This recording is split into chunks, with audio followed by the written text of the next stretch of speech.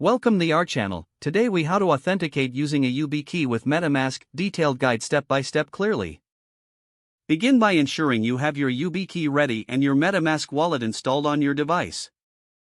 Open the MetaMask extension or app on your computer or mobile device. Log into your MetaMask wallet using your existing credentials. Navigate to the security settings within the MetaMask interface.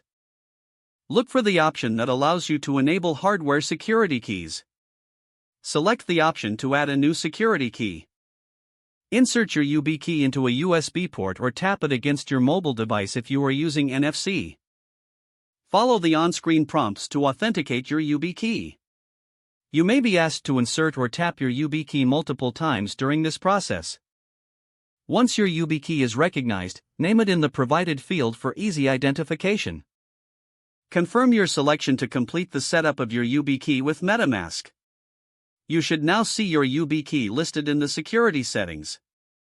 To test the authentication, log out of your MetaMask wallet. Attempt to log back in by selecting your YubiKey as the security option. Insert or tap your YubiKey when prompted to authenticate. If successful, you will gain access to your MetaMask wallet using your YubiKey. Remember to keep your YubiKey in a secure location when not in use. Regularly update your MetaMask and YubiKey firmware for enhanced security. You are now set up to use your YubiKey for secure access to your MetaMask wallet. If the page does not load, refresh the browser or try again in a private or incognito window. Make sure you are using the correct email address, then retype it carefully to avoid small typos.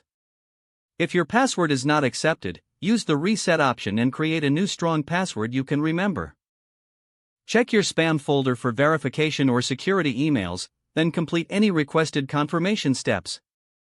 Enable two-factor authentication if available to improve account security and reduce unauthorized access risk.